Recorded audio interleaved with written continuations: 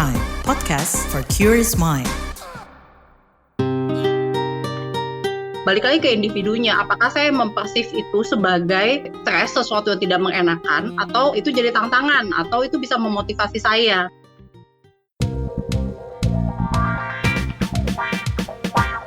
Disko, diskusi psikologi. Kira-kira yang lagi nonton sekarang ada yang masih di kantor gak nih?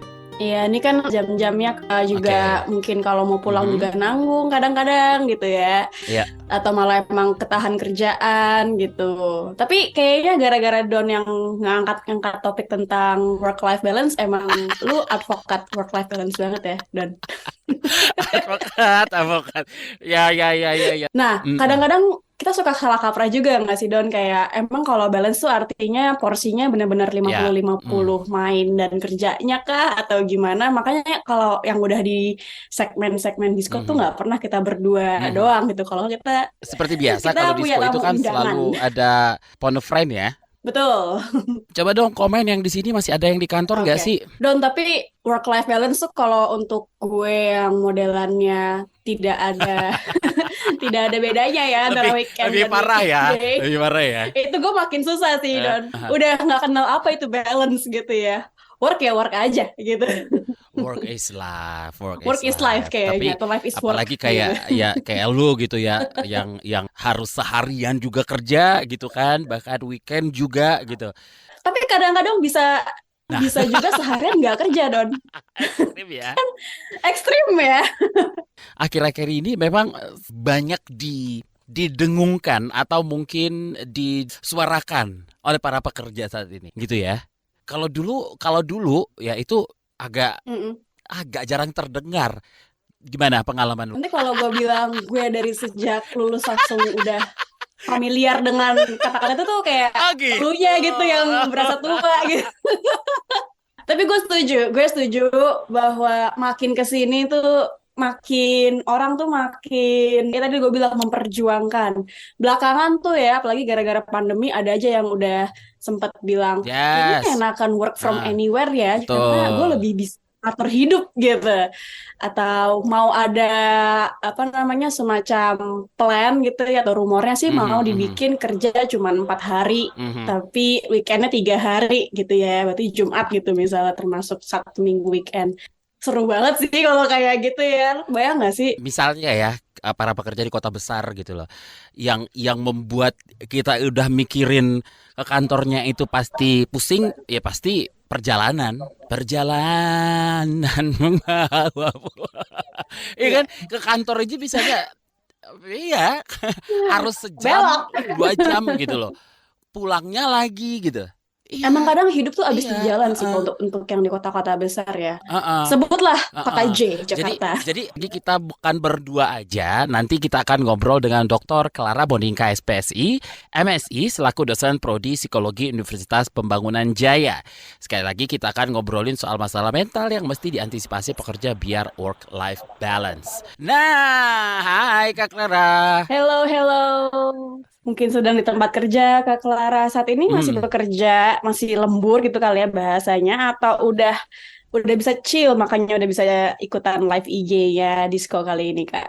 Udah balik ya Kak Clara. Kak Clara, soalnya kita kan mau ngobrolin soal work-life balance ya. Jadi masalah mental yang diantisipasi pekerja biar work-life balance. Nah, kalau kita ngomongin pekerja kantoran gitu ya Kak, itu kan udah rutin gitu. Nah, rutinitas kerja yang sama setiap hari, berulang-ulang, sampai dia bertahun-tahun gitu ya, misalnya tuh menjadikan kita kan wajar untuk jadi merasakan lelah berkepanjangan.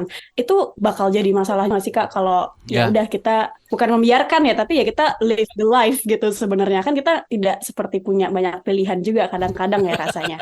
Gimana tuh Kak? Kalau misalnya dibiarkan, masalahnya ya akan terus menumpuk gitu loh. Jadi kalau misalnya kita mengalami stres atau kelelahan dan sebagainya, ya pasti mesti pada satu titik kita mesti menyelesaikan itu, solve the problem dulu, terus kemudian coping with the problems. Jadi kalau dibiarkan ya otomatis akan berlanjut terus menerus, akan mempengaruhi daya tahan tubuh jadi lemah lah gitu ya, terus kemudian jadi nggak produktif, kerja juga malas-malesan gitu. Jadi kalau dibiarkan yang terjadi demikian sih, Mbak dan Mas. Kalau pertanyaannya gini Kak Clara, itu masalah mental apa aja sih yang umumnya rentan dihadapi para pekerja kantoran?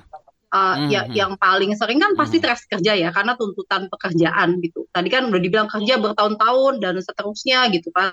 Terus kemudian ada tuntutan, terus kemudian ya tuntutan pekerjaan Ya. kan makin lama makin tinggi gitu kan. Terus kemudian berubah juga gitu.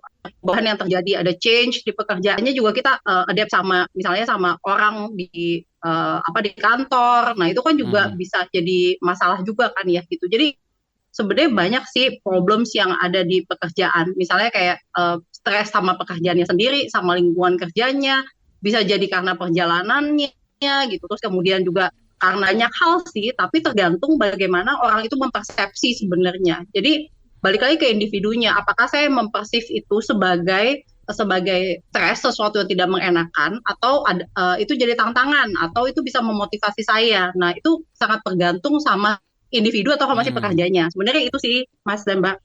I see. Pastinya nggak ada sih ya orang yang pengen untuk stres, ya nggak sih, Don? Kita masih yang sendiri juga nggak mau stres gitu kan.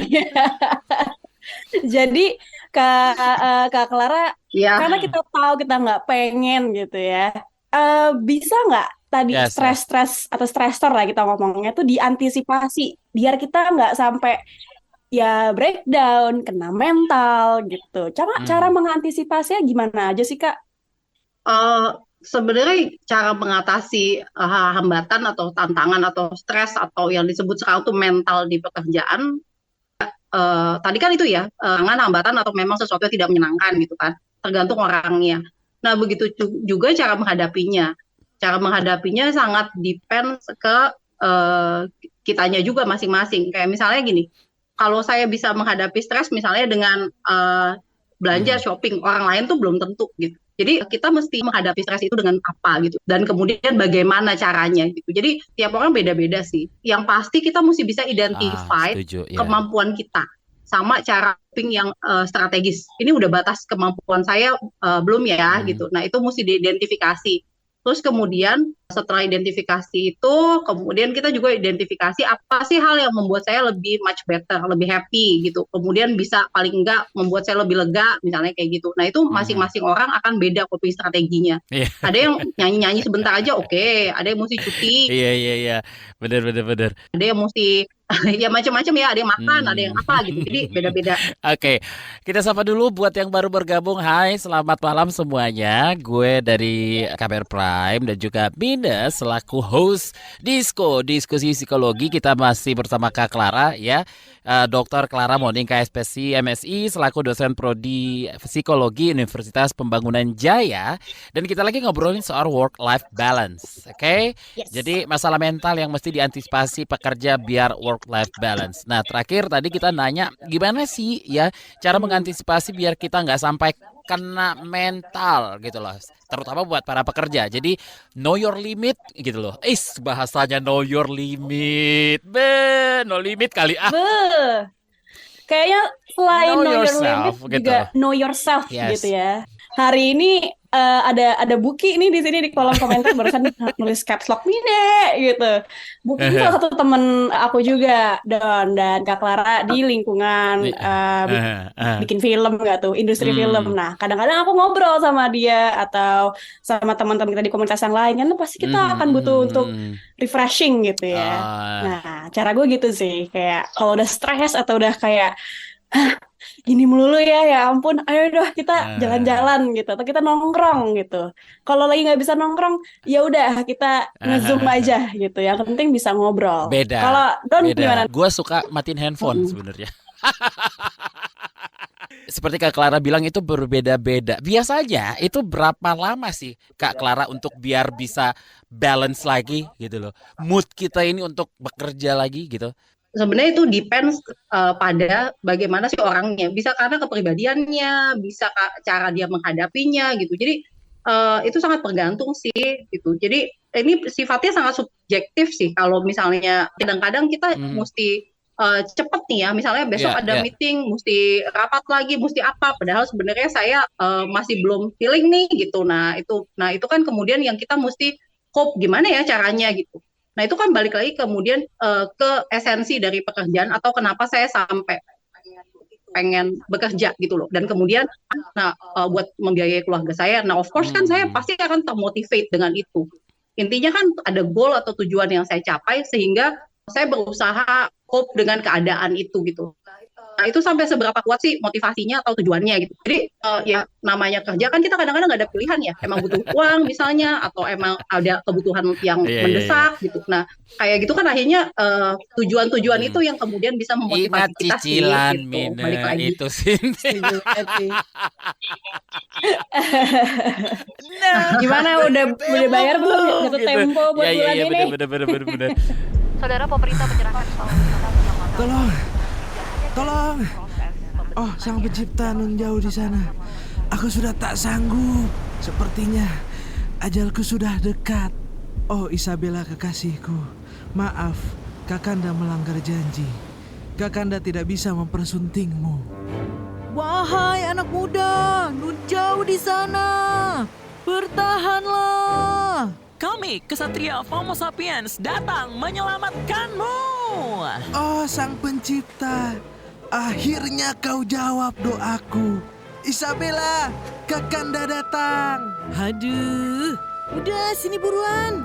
Nggak mau kan tenggelam dalam derasnya arus informasi? Makanya dengerin Homo Sapiens, jalan pintas yang nggak bikin kamu ketinggalan berita atau peristiwa di sekitar kamu. Bersama saya Ian Hogan. Dan saya Aika, hadir setiap Jumat.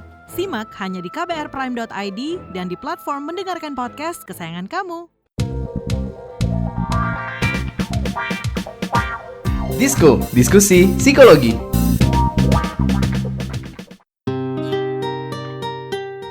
Aku suka tadi satu yang aku notes dari kata-kata Kak Clara adalah cari lagi dan pegang lagi motivasinya. Karena pasti kita kerja, aku cukup yakin gak ada sih yang aku suka bekerja gitu ya. Pasti ada motivasinya gitu kan.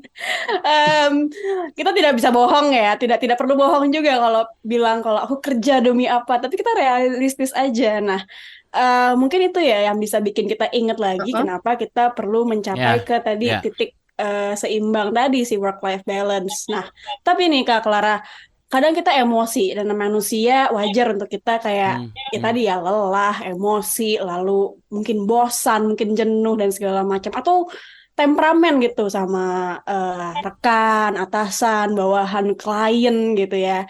Mungkin ada nggak tips dan trik yang praktikal juga cara mengatur atau manage emosi gitu? Karena supaya kita jadi nggak gampang stres, karena ya yang namanya kalau misalnya mau work-life balance kan dimulai dari dalam diri juga tadi ya, kayak kata Kak Clara gitu. Mungkin kalau kita udah tahu ini subjektif, tips and triknya dulu kali nih Kak, biar kita bisa manage emosi. Ada nggak Kak? Oke. Kalau di industrial psychology sendiri, salah satu cara menghadapi stres, kalau misalnya stres di tempat kerja dan sebagainya, termasuk kalau ada masalah tadi ya, work-life balance lah, apalah segala macam gitu ya. Biasanya kan kita ini cari cara tuh ya untuk bagaimana menyeimbangkan, bagaimana kemudian menjadi lebih baik, much better gitu ya. Atau memanage emosi, biasanya kita akan bisa tuh dengan misalnya relaksasi, terus kemudian ya banyak macamnya ya relaksasi ya. Bisa misalnya ada yang mau yoga, bisa yoga ya. Yoga, ada yang relaksasinya bisa berenang juga bisa gitu kan. Terus kemudian ada baca buku juga di consider as relax, baca gitu kan, macam-macam. Nah, terus kemudian termasuk ketika orang tuh ada belajar sekarang teknik pernafasan dan sebagainya gitu ya. Nah, itu sebenarnya macam-macam cara supaya kita bisa cope with the bad emotion gitu loh. Gitu, termasuk mendengarkan lagu dan sebagainya gitu. Manage bisa dengan berbagai cara dan dengan bisa dengan macam-macam ya, maksudnya bisa dengan lihat di TV, bisa lihat di video. Sekarang pokoknya udah banyak sih sebenarnya website, terus kemudian juga acara-acara yang kemudian juga bisa membantu orang untuk bisa memanage emosinya. Salah satunya yaitu ya tadi bisa belajar yoga lah, teknik pernafasan. Kan kalau misalnya jam istirahat atau ada break time gitu sebentar, kan kita bisa ya keluar terus misalnya ke taman dulu, kayak kalau ada tamannya misalnya kayak gitu. Nah, itu kan juga sebenarnya kita menenangkan diri tuh gitu. Biasanya mereka akan keluar tuh sebentar gitu, cari hawa deh gitu misalnya. Nah, itu sebenarnya kan juga salah satu cara untuk relax ya, atau menenangkan diri. Gitu sih, Mbak. Ternyata banyak ya cara-caranya dan setuju. ada di sekitar kita sebenarnya kalau kita mau coba explore gitu ya. Ada pertanyaan juga nih dari Iya. kolom komentar ya, Don. Kita udah mulai bisa mengumpulkan beberapa pertanyaan dan juga contoh gitu. Menarik Ini perhatianmu? ada satu yang Apa? paling Coba dibaca. mendekati, menarik perhatianku. Kalau menghabiskan waktu sama anak itu bagian dari balancing nggak, Kak? Nah, sebenarnya kalau seeking work-life balance atau kita cari artinya work-life balance, itu kan sebenarnya kita menyeimbangkan antara kan kemudian ada work-nya, terus kemudian kita balancing dengan kehidupan pribadi. Tadi ada tuh yang komen, utopia nih susah gitu kan ya. Nah, memang kalau namanya work-life balance, itu kita seeking sendiri, kita yang manage, bukan kantor. Intinya kalau misalnya bagi saya nih, kerja 8 jam itu udah cukup sampai rumah, saya bagi waktu sama keluarga saya dan ada me time saya. Nah, itu saya udah anggap balance, ya udah gitu loh. Pokoknya tandanya gini. Kalau balance, it means we're going to be happy. Kemudian kita cukup produktif. Kalau mau dicari balance, definisi balance-nya tiap orang sama itu nggak bisa. Jadi nggak harus selalu happy all the time. Ada orang banget pagi-pagi banget, terus kemudian dia commute, tapi di kereta dia bisa baca buku, dia bisa apa, sampai kantor dia masih bisa dengerin lagu sebentar, bikin kopi gitu loh. Terus kemudian dia bisa, abis itu dia meeting dan sebagainya. Well, itu bagi dia well balance gitu. Buat orang lain kayaknya penuh banget ya hidupnya gitu. Jadi kita yang balance gitu loh. Jadi nggak utopia sih buat orang-orang tertentu. Kotak utopia mungkin buat orang-orang yang lain juga. Maksudnya itu Dan sih. ini juga ada satu komentar menarik nih. Masalahnya bukan di kantor aja, pulang ke rumah mungkin maksudnya ya. Pulang ke rumah juga ada WhatsApp soal kerjaan. Ini kayaknya emosi nih yang ngetik ya. WhatsApp soal kerjaan. Ada WhatsApp dari kerjaan, bahkan pas lagi cuti Terus pun saya bisa WhatsApp apa? kerjaan Mohon masuk, pencerahan. gitu. Nah, Bisa apa ya pencerahan nih Kak jadinya? Clara. Kalau misalnya saya nggak tahu sih, maksudnya pekerjaannya sampai di pekerjaannya tuh apa dan sampai di mana resikonya. Kayak saya pribadi sih, saya tuh nggak pernah mau deket-deket HP sih kalau udah pulang gitu. Nah, kalau itu udah tanggung jawab resiko pekerjaan, mau nggak mau kita akhirnya kemudian terpaksa mengikuti itu, karena itu adalah salah satu resiko yang kita ambil ketika memilih pekerjaan tersebut. Tapi kalau misalnya kita udah bertahan, kemudian mencari pekerjaan baru yang kita anggap bisa membuat kita lebih oke, atau kita bertahan karena ya itu balik lagi ke goal kita tuh apa. Bukan berarti kalau kita lagi berusaha untuk memenuhi tanggung jawab, kita jadi nggak happy juga. Kadang di hal-hal kecil tadi ya, kayak sambil komuter gitu, di perjalanan, baca buku, atau tiap weekend yoga. Tadi kayaknya ada juga tuh yang komen berusaha nonton Barbie gitu ya. Udah nonton belum Barbie sama Oppenheimer? Satu lagi belum. Satu udah. Aku udah deh Berarti sudah. gua belum balance ya? Jadi berusaha menyematkan gitu ya hal-hal kecil dalam hidup supaya paling nggak stres. Jadi sebenarnya rumit tapi bukan susah. Tapi bisa dimengerti sih. Ngomong apa coba Tapi saya susah, ini? gitu loh. Ya pinter-pinter kita aja sih sebenarnya. Kalau menurut gue ya, gue nggak tahu deh. Pinter-pinter kita aja sih untuk membalancingnya gitu. Kak Clara, tapi kadang-kadang emang sulit banget untuk keluar gitu ya dari, kadang-kadang ini udah jadi semacam lingkaran yang tanpa ujung gitu. Jadi akhirnya kadang kita mikir, aduh udah nggak sempet liburan, nggak punya waktu. Waktu tuh mahal banget gitu rasanya ya. Nah, udah gitu kadang-kadang alasan berikutnya masih belum cukup modal buat liburan gitu.